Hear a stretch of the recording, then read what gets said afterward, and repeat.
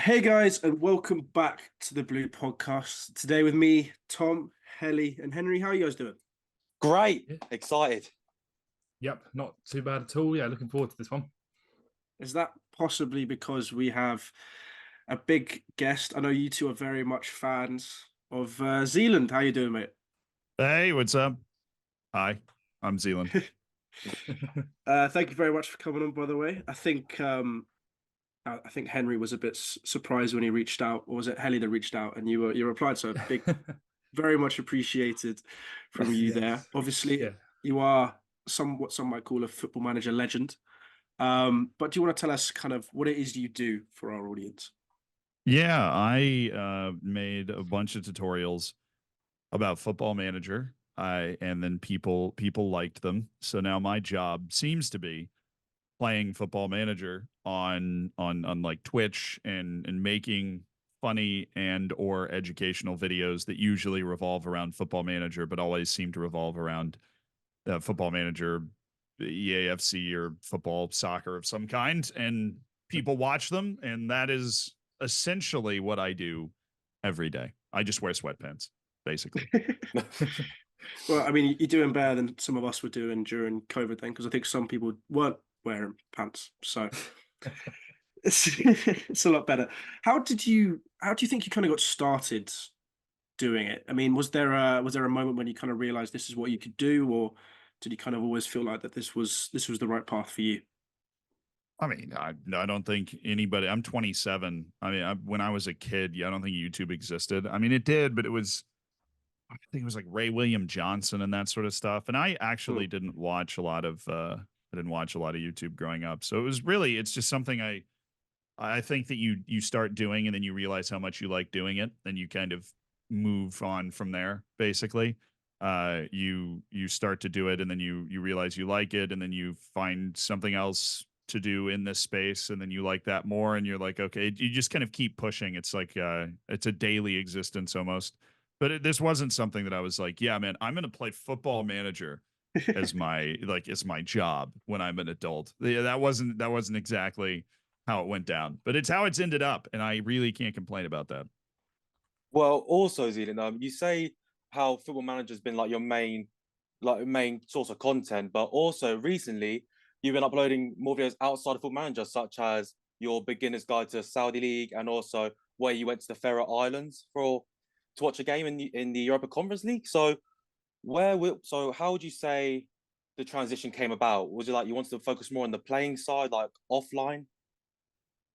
Yeah, I think that I was sitting there and I'm like, okay, so if I don't want to not do this, I love the double negative there, but if I want to continue to be a YouTuber, I'm probably not going to be able to make Football Manager tutorials for the rest of my life, right? Like, there's only so many times I can be like, this tactic's good, this tactic's not, sort of stuff. And so the real transition for me wasn't this transition to I'm making a video where I go to the Faroe Islands, or I'm making, I made a guide to the MLS as well. Like I'm doing, I wanted to do a guide to each league. Watch it before you judge me for those. I promise. I'm not on the bad side of things. At least I hope not. But the real transition for me was probably a couple years ago. I went, okay, I'm going to make a video that is not a tutorial. I'm going to make a video that is, something funny. I don't know, something that people would like to watch. I can't even remember what the first video was. And then the natural progression has been, what stories do I think are interesting? What stories deserve to be told? What stories would people want to watch? And then you walk your way into, well, now we're just making these kind of video essays about different topics. And then, well, what if we went to one of these places, right? Because I'll sit there on stream. Like, I mean, like a lot of people will sit there, you're sitting in the back of class and you're like, oh, there's a Faroese team in a European group stage. Like, how sick is that? But most people just see that and they just kind of move on. Well, the idea we were basically running with was I saw that and I was like, okay, what if we just went? Like, I don't know anything about the Faroe Islands other than where it is because I Googled it. And so what if we just, there's a Faroese team in the group stage. Let's go to a game. Like, let's just hit the team up and be like, hey, I'm going to show up me and my brother with cameras and just like hang out with you guys for a week. Is that cool? Right. So it's this natural progression of like, well, what would people be interested in seeing? What am I interested in seeing? Because I'm like, I would want to see that. Right. A general rule of thumb for the videos that I make is like, I would want to see that. Right. So Yeah. hopefully other people would Mhm. want to see it too. So Yeah, I think it just doubles up. it's a really important like part of doing content is it's really obvious for the viewer when you're doing something you don't necessarily enjoy. I agree with that. I think that comes through more on stream. There are some YouTube videos I've recorded that I really didn't want to do it that day. I was sick. My grandma died. Like, you know, things happen in life. And you're like, you know, you're like, oh, I don't want to do this. But your editor's like, oh, well, if we're going to have it out by this day, it has to be done by this day. And you're like, okay, I know that. So sometimes in a YouTube video, you can, you just like, you know, take a shot of Red Bull, listen to some rock music and just do it and then crash afterwards. But definitely on a stream, it's one of the, you know, if you're live streaming something for 5 hours and you're not enjoying it, it's really obvious that you're not having a good time. And that gets passed on to people. I think the biggest thing that gets passed on to people is if you're not genuine, like if you're fake. I think people have gotten better on the internet at kind of sniffing that out. So as long, I think it's, you know, you can fake having a good day compared to a bad day, but I think trying to fake your personality and your approach to things, that's where that's where you can really rub people the wrong way. 100%. I mean, as I say, you're looking at these kind of video essays now. You're going to other countries to explore these kind of niche stories that I don't think people would have heard of just off the top of their heads, but they're fun and they're interesting and people are enjoying them just because you're presenting them to them in such a way and you're so enthusiastic about it. Would you say you enjoyed these type of videos and making them slightly more than the Football Manager stuff, or would you say it's kind of on par, or maybe Football Manager's something you enjoy a little bit more? I think I enjoy the football. I enjoy making the Football Manager videos more because they take less work. Honestly, the video essays, are very time consuming. They're almost just like a passion project where they take a ton of research. We've started hiring researchers because it was just getting too ridiculous. Like I wouldn't be able to do more than one video in a day, even when I didn't stream, because it was like I had to do, you know, 6 to 7 hours of light casual reading and then put the story together. And, you know, you get all your quotes and you get all your pictures and videos that you need. And it's just the amount of research that goes into, let's say like this Saudi Arabia video that just came out, right? Where that is a complex topic to say the least to research, right? So more so than like if I'm just making a video about like, oh, this was a weird transfer. Like if you're making a video about the Saudi league, you've got to make sure you're right, because you want to have facts on your side. You want to make sure that you're talking about you know, you stay grounded, be very clear on what you're talking about, what you're not talking about.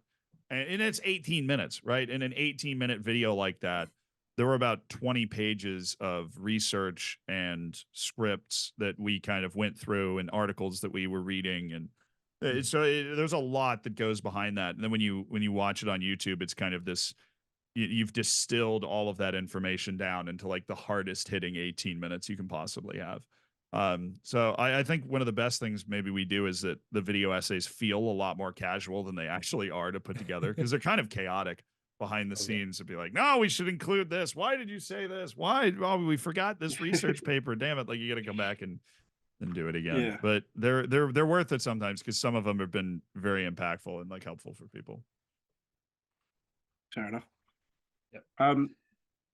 Trying to look back again, what I've forgotten personally, but what was your first video that you did ever? I'm just intrigued to see what it was. I mean, I think it was If you could think about it. like a guide to new features. I think because when I took over a YouTube channel called FM Base was what I took over. And FM Base hadn't published a video in like 8 years, had like 300 subscribers or something. And I basically was like, okay, I'll just start posting, like, you know, just talking about Football Manager. So, I mean, you can go to the channel and sort by oldest. So I'll just do that. And I think it was like FM20 features or something. So oldest, yeah, new FM20 features, your complete rundown. And it's not very good. It's me in the bedroom at my parents' house. I Yeah, I edited it myself, and I got much better at editing over the next couple of years after this. It's very much just a dude. It's almost like a podcast. It's just a dude sitting there talking about stuff, basically. Right. How did you take over that channel? How did that come about? So there was an era of Twitch about a few years ago, during that time where stream teams were all the rage, like websites, various websites and different games would create stream teams. Um, Hold on. There's a cop going by and he's like stuck in traffic. He's just right outside my window. The issues with recording, I guess. Yep. The New York experience. Move. I'm unsure whether or not to keep this on because it's kind of funny. Whereabouts actually in New York are you? Or is that My probably... address or No, gonna- definitely not your Yeah, address. send me what's your flowers. exact address, please? What's your location right now? I live in Manhattan. Okay. Very nice. How are you getting closer? He obviously knows we're Let recording, him it's just- through. Come move. Cars move. Do you see Spider-Man often? Yes. Every once in a while.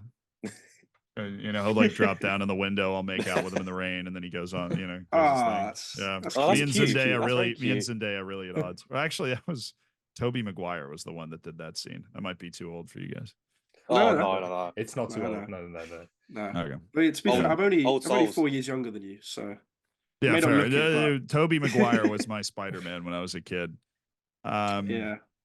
What a guy. Did like nothing else after that. Just cashed out. Who's your Okay, what favorite was I Spider-Man? talking about? Oh, how I ended up in charge of FM Base. So there were stream teams, and FM Base had a stream team. You know, which is just basically like 7 dudes that average like 20 viewers or something, you know, like on Twitch, which is basically where I'd been. 20 is gratuitous. I think it was at like 15, maybe 10 average viewers after a couple of years of streaming as a hobby. And they, you know, the guys that owned the FM Base website at the time is these 2 guys. They were like, we want to restart our YouTube channel. Yeah. And there, you know, does anybody want to do it? And I was like, sure, I'll do it.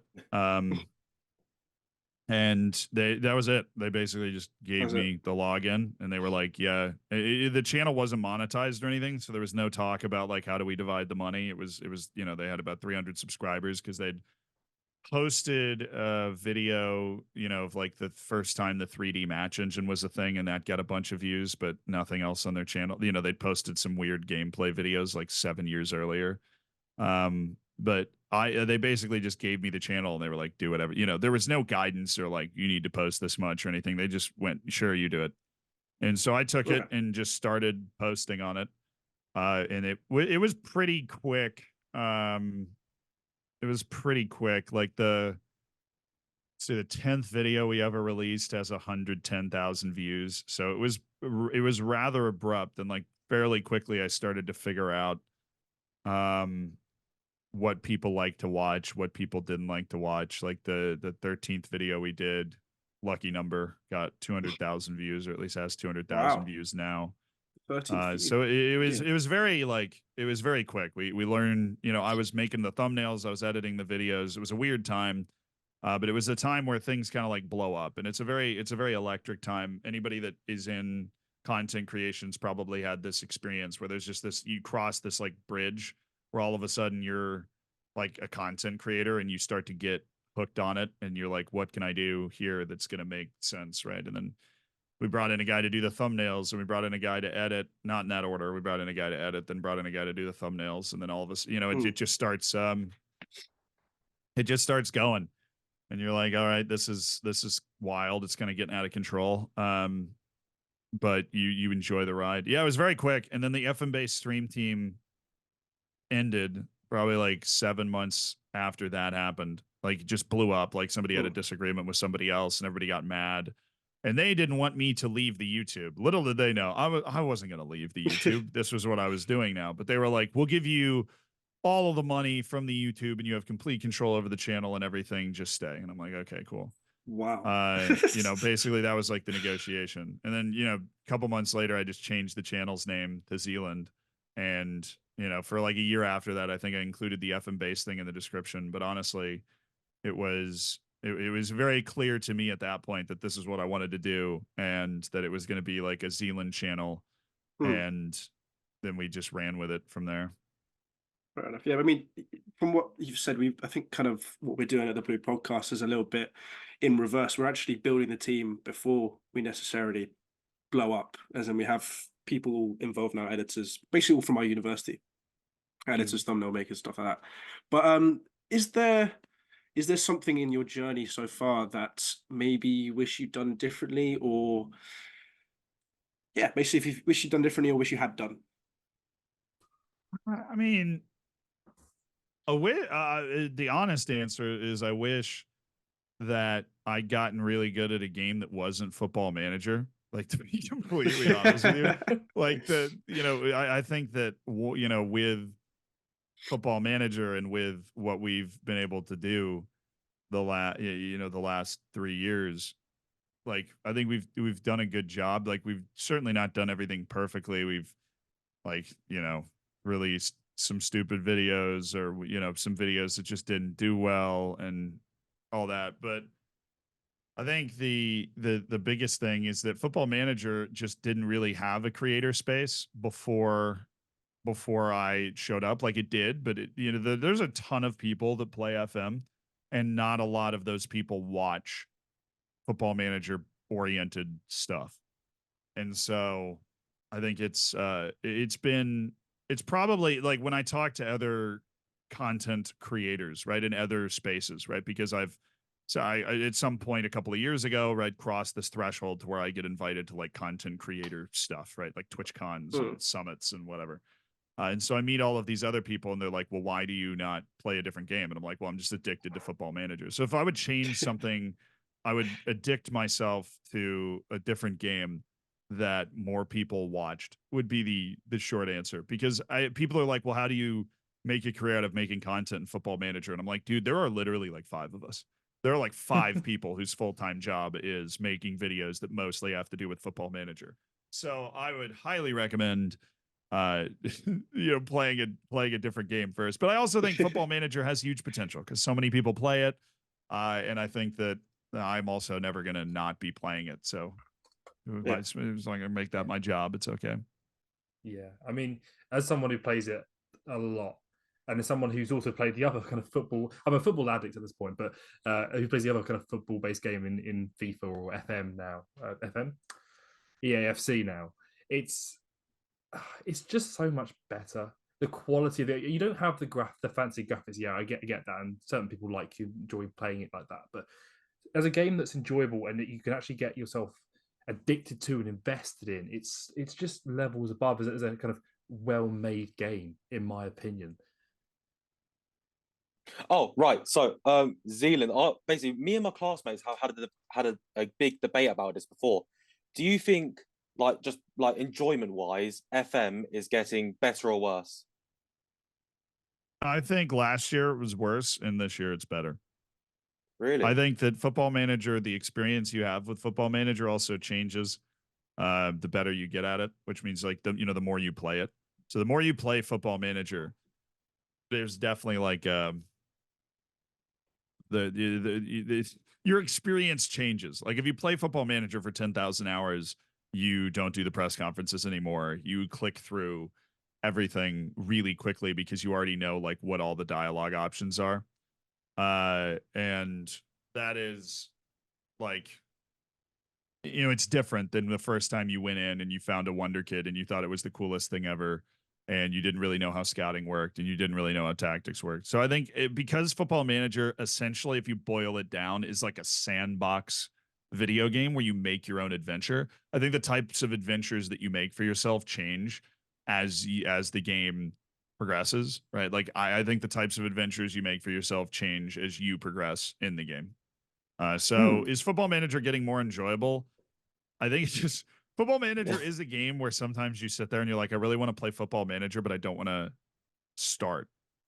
Like, I don't want to start a save, or I really want to play Football Manager, but I don't know what I want to play in Football Manager. And I think really figuring out what you like to do in Football Manager and then just letting yourself do that, then just creating a save where you're able to do that is very helpful. That's why I always try and remind people to do that. 100%. I don't know about you, Heli, but I really enjoy looking through the workshop on Steam and just finding some weird add-on and just trying it out and seeing what happens. Take myself into the future, or add a new league or something like that, and just sort of see what happens. But speaking of, saves, Zealand, you said that you would save one of our saves for us, if I'm not mistaken. I did. I agreed to that for some reason. I have it. yeah. Well, Henry is a big Ipswich fan, and he's kind of messing up for his club, basically, on Football Manager. So would you be able to save the dying wage bill of Ipswich for Henry for us today? Yeah. Well, here, let me read what you guys sent. The main issue I'm having is that the board maxed out our wage budget and has stopped me making changes to it, meaning I can't use the money I've been given to improve the team. Because of this, I've tried selling players, including a midfielder, for squad depth without being able to replace them. If I have an injury crisis, I'm in big trouble. I have just been promoted to the Premier League and have quite a good start considering, but it is clear I'm a big step behind other teams. Okay, so when did you get promoted? Be the first thing I'm going to look at. So this is a series for this is a series I do on YouTube for those that don't know, where we save saves, which is why these guys have tossed me this Ipswich save for us to figure out. So you just got promoted from the championship. What cup did you win? Because you're in the Conference League. I am. I won the Carabao Cup in my first season. First season, nice. I forget who I beat in the final. Now it was a decent team. I forget what it was now. But yeah, I mean, it's literally the second season of an Ipswich save that I'm doing at the moment. You beat City. You beat City in the final. Man City in the final. Oh yeah, that was enjoyable. You beat City in the final. We did. You didn't tell us this, Henry. I'm an Ipswich fan, but I'm also a Manchester United fan. So beating Man City is always enjoyable. Yeah, as I say, the funny thing is, kind of just to add to those notes that I sent you, since that time, they agreed to give me like 20 million more in my transfer budget, but then still wouldn't let me change anything for my wage. So I can't use this extra money that they just handed me. Okay, so you've read the budget adjustment, right? Because the board will not allow you to increase the payrolls. They feel it's high enough already. That always tells you that right there. I'm going to be completely honest. This is not a save that needs a lot of saving. This is a save where you are fine. If you go to competition, Premier League team, like stats, team detailed, and you look at the salary per year of every team in the league, yours is by far the lowest. The reason for that is you were in League 2 years ago. And so the reason the board does not want to increase your wage budget beyond this point is because you are without a doubt odds on to be relegated. There's no way you're not. You're 1,000 to 1 to win the league on the season preview. So that's like the way the board is looking at it and thinking about it. So they don't want to expand the wage budget anymore because they think you're going to be going right back down. The fun thing is you're not, right? Like you're 8 matches in, you have 16 points. You're competing on a lot of fronts, obviously, which is not fun. And if you get hit with injuries, you're not going to have a good time. But like your relative wage is, so just as a reference point, right? Man City spending 356 million per year, because I'm looking at it per year. You're spending 53. So Manchester City is spending, what is it? 7 times what you're what you're spending. Even Nottingham Forest, next closest team, is spending about 30% more than you are on wages. That's the next closest team to you. So you basically you're doing a great job because you've managed to get a team that is getting paid absolute peanuts to the top half of the league, and you've got like Cameron Humphreys is a fantastic wonder kid that I've known about for a while. He was in like a wonder kid list we made. Calvin Ramsey is widely been considered one of the top wonder kid fullbacks in Football Manager over the last couple of years. You have him. Like you've done a very good job building the team. You just need the one thing that I think you won the league last year and you're sitting here like, I want to win the Premier League this year. You're not going to. right? If No. you do, it's one of the. Here's the thing: if you do, like, it's possible, it's unlikely, but if you do, it is. This sorts of things happen in Football Manager. Like, I won the Champions League from Belarus in 9 years. Like, but it requires a lot of luck too. Like when something like that happens, you need other teams to be bad. You need to FM a few teams. By that I mean you need to get outplayed and beat them anyways, sort of thing. Your main goal this season, which you're achieving wonderfully, is stay in the league, because the Premier League is a money factory. And so if you want to be able to spend more money on your team, convince your board that you're going to be in the Premier League for a long time. And if you finish in the top half of the table, your board's going to go, oh, okay, awesome. And then you're going to get a lot more money. So you have to be patient here, because your board is doing really what they're supposed to. They're going, we're probably going to go down. We're odds on favorites to go down. So we don't want to up our wage budget too much. That really is it. You're in October 11th. Honestly, at a certain point during the season, they start to realize, usually around January, that you're not going to get relegated, and they'll offer you the opportunity to change your expectations. You probably want to take that chance, because it will probably give you a lot more payroll. Yeah, I'd say the main issue is just squad depth, because I'm quite happy with my team as a starting point to keep me up. I know it's not good enough to win the Premier League, but I've got time to improve it. My main worry is signing squad players. As I say, I lost the midfielder, and I'm very weak in that area. But also contracts. I've had to tell my kind of star striker that he can't have a new contract at the moment, because we just can't afford it. And whilst he was fine with that, he didn't kick up a fuss. I know if he asks again, I'm going to have to tell him the same answer, and I just can't offer him a new one, because it will just limit me to what he's got now, and he won't accept that.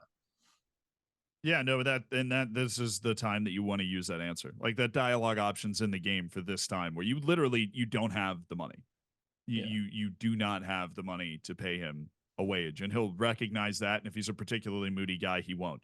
But there's one reason I'm mad at you. There's one thing that you're not doing. Do you know what it is? What's the one thing you're not doing? It will solve your problem instantly. Is it loans? I haven't got any loans. Loans, dude.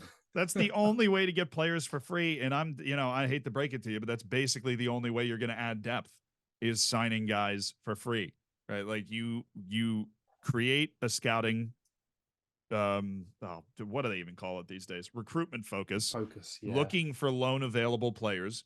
And then on deadline day, you go to the player search and put everybody on the loan list on a player search.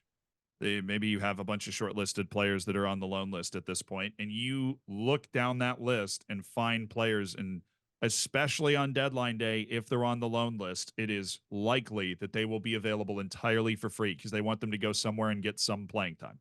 So you will be able to, like, literally the only thing you're doing wrong is, if you're like, well, I don't have enough squad depth, just loan in a couple of dudes. Like, oh, I need a midfielder, I need a striker, I need a center back. Boom. Loan in 3 guys for free that are, 2.5 stars at your level, so that you can manage all of the 65 matches you have to play when you're in the Prem and also in Europe, and you'll be fine. Awesome stuff. Well, that's one thing I can do differently, so I'll make that change when we've come off the school, probably. Straight onto it. If you already knew what he was going to say, Henry, I'm curious as to why you haven't done it. No, I didn't know what he was going to say. I knew once he said it, I was like, well, it is one obvious thing it's going to be. He was the expert of loans. I knew it was going to be loans.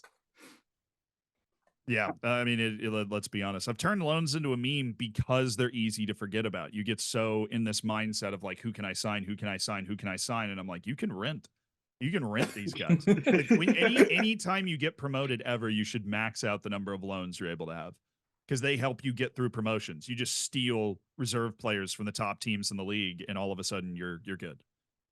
Oh, okay. Perfect.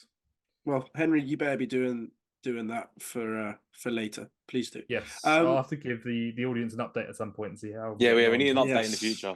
Yeah, 100%. Yeah. We'll get that sorted. I will say, though, if I did this Football Manager save, I probably would have butchered it a lot more than you two. So maybe next time, if there is a next time, I'll do it myself. But you spoke about wonderkids earlier, Zealand.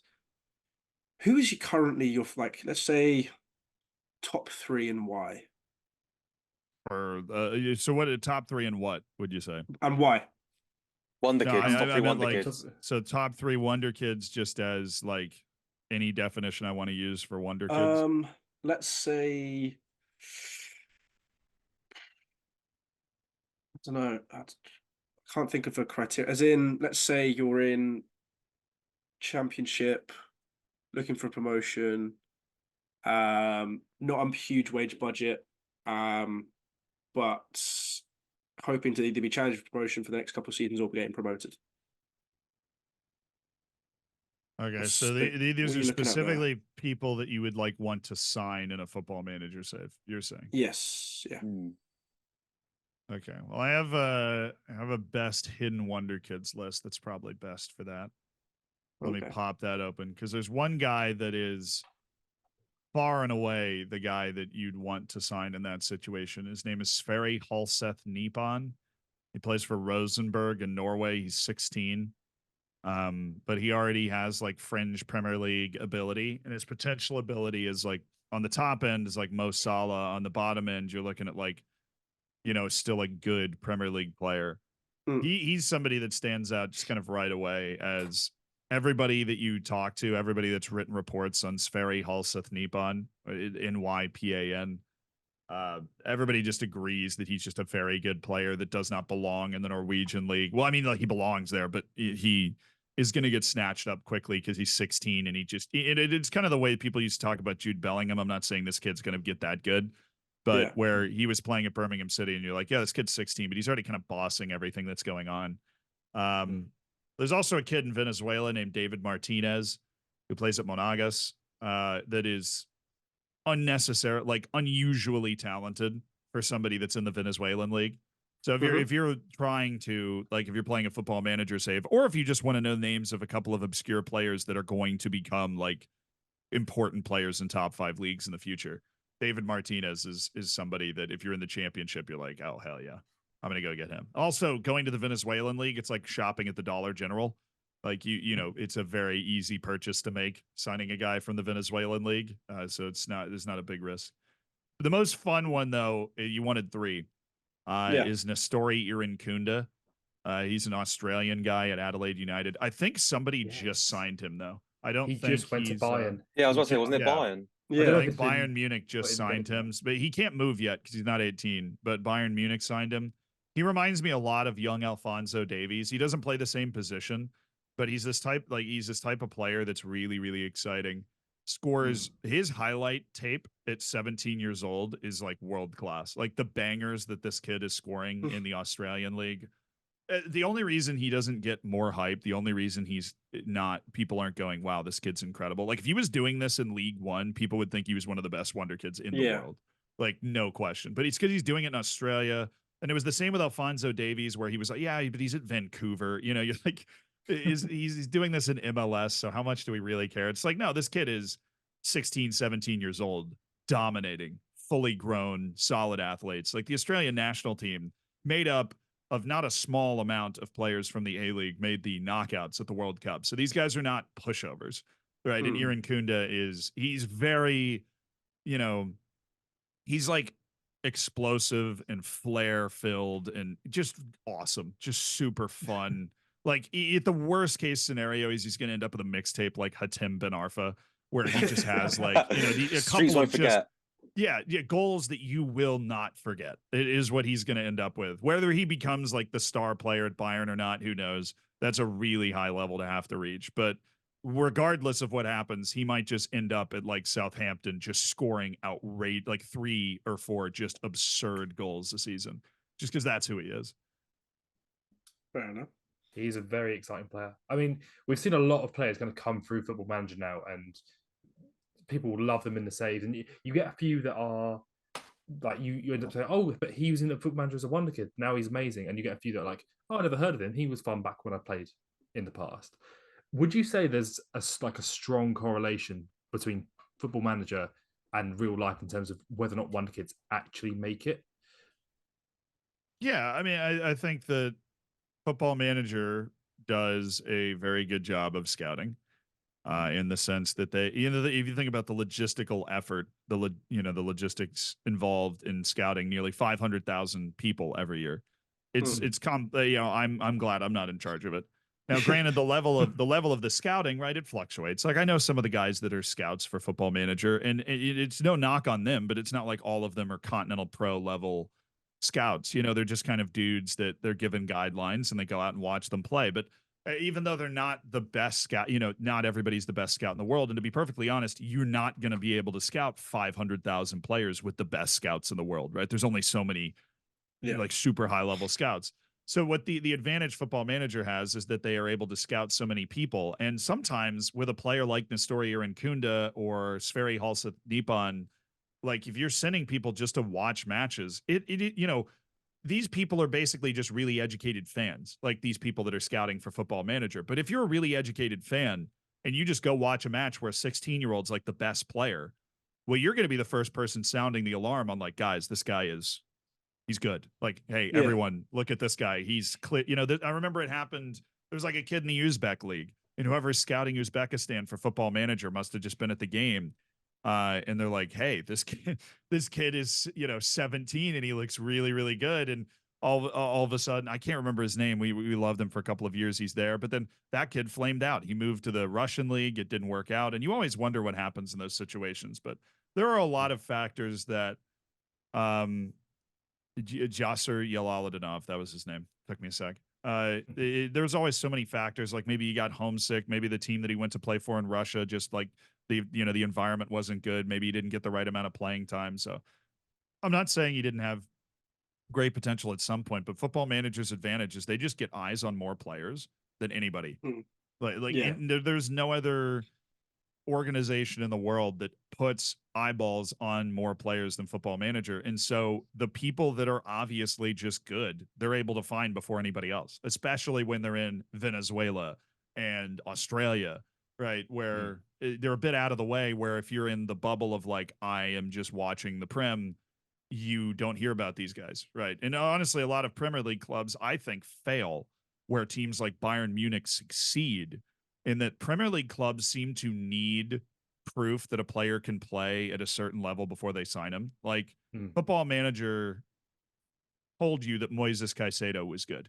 Yeah. We knew 3 years ago, I'm making wonderkids shortlists when Moises Caicedo is playing in Ecuador and everybody and their mother is like, this guy is really good, right? He's not kind of good. He's really good. And he's 17. He's 18 years old. He's in the Ecuadorian national team. So it's not like he's hiding from anyone, right? You can see it. He's, it's not like, oh, he's playing in the Ecuadorian league. Let's see what happens when he plays against men, he's playing against freaking Messi in World Cup qualifying and he's 18, right? So exactly. I don't know what more proof you need at that point, but Manchester United backs out of a $5 million transfer for Moises Caicedo because they're not sure that he'll be able to make the jump. Right. But then Brighton, who have brain cells, they go, okay, you're 5 million. We get $100 and change million per year from our TV contract alone. Right. They've got if you're in the Premier League, you have plenty of money, where 5 million, as much as it maybe shouldn't be. I'd love to just have $5 million, but that's just chump change for them. Like you can spend that and have Moises Caicedo. And if he doesn't work out, who cares? You're getting 25 times that just from your domestic TV rights alone. Exactly. So Brighton goes and signs Moises Caicedo and then sells him to Chelsea for like whatever that was, $1 billion markup from the 5 million that they paid a few years later, because he was obviously good. And Bayern does that. Alphonso Davies is a great example. Like, buy low, but like if the guy is obviously good, like the story, Irankunda is obviously a good player. Sure, it might not work out, but isn't it more dangerous to buy Antony for 100 million? Like, yes. So a Football Manager has like Henry knows about this. I do. I know a lot about this. I mean, Football Manager has stuff that these clubs could learn from, I think, in terms of the wonder kid scouting and like making moves for them. As a man who watches Man United, I completely agree. I would give good money to have Football Manager run our scouting department, I'll be honest. But I mean, it's interesting. I had one of my lecturers talking to me a few weeks ago about a conference he went to where he heard from a head of recruitment or head of director of football at one of the big Premier League clubs. I can't say which one. And he was basically like, yeah, we can't go to South America and buy these small players because the fans would get on our backs and it could fail. but teams like Brighton can apparently. And I was just like, well, how stupid. Of course you can. And it's like, it's £5 million, like you say, it's nothing. So if it doesn't work out, these people might not have ever heard of him. They literally did it with Garnacho. They signed him for under £1 million. No one said anything. No one cared until he was good. And it's an idiotic mindset that a lot of top Premier League directors seem to have for some reason, that they can't run it smartly because they've got to make these big flashy signings that everyone loves. But you can do this. You can do both. There's ways of doing both. I honestly just think that is one of the dumbest things I've ever heard. Like, Yeah. to be completely honest with you, like, so you're willing to spend $100 million on a player that you're not really sure is going to work out because you don't want to spend $5 million on a player who has as much of a chance to work out, but you think the fans won't like him as much. Like, it's crazy. It's like, can you just turn off Twitter and like do your job? Yeah. It really does blow my mind. Like, you always speculate that that's kind of what's going through their mind, but you wonder why Bayern's won the freaking Bundesliga 10 or 11 times in a row. It's because they don't care. They don't care. Like, the fans aren't going to be like, and I think the fans also at a certain point, because they've won 11 Bundesligas in a row, I think it is, if not it's 10. The fans are happy with whatever they're doing, where the Manchester United fans are going to be upset with whatever they're doing because the team sucks. Like, like, obviously the fans aren't going to be happy. I'd make the argument that if you'd signed Moises Caicedo for $5 million, right, and you just given him a year to kind of be a sub, and then all of a sudden he works his way into the first team, and he's instantly better than Fred, and you're like, oh, cool.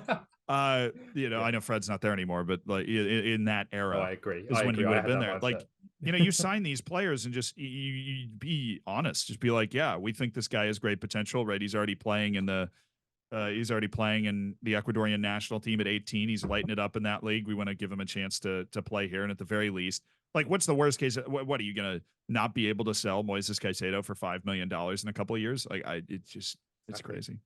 You're Manchester United. You can sell a player for more than $5 million, no matter who he was. Let's be honest. Yeah, exactly. You just pick a guy off your reserves and go to some random team in Hungary and be like, $10 million, and we will give you a Manchester United player. Yeah, we did it with not Hungary, probably, but somewhere.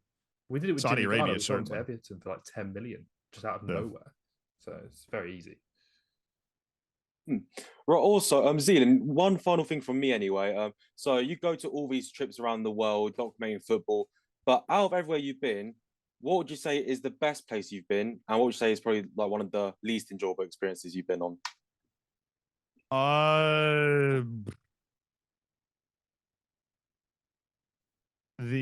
Let's see. The most interesting one we've done was the Faroe Islands, and that's no offense to any other place that we've been. I just think we got to spend a week there and really immerse ourselves, and it's very different type of place, and so there was a lot to immerse yourself in. Right, I'm eating like fermented sheep and stuff.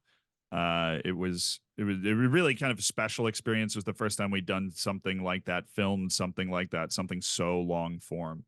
And then in terms of like the worst footballing experience I've had, I mean, we haven't done too many trips. So this is going to be more of a specific answer. In Austria, I went to Austria to visit the club I was managing on Football Manager. It's just called Floridsdorfer. And the executives at the club made the genius decision to take all of us to Austrian Oktoberfest, which is called Wiener Wiesen. And we went to Austrian Oktoberfest and we had a few beers. And then we went to a club after that. That was their idea. And I'm pretty sure they were trying to do that on purpose, because what I was just starting to put together was the next morning I was supposed to be at training with the senior team of Floridsdorfer and like go through training.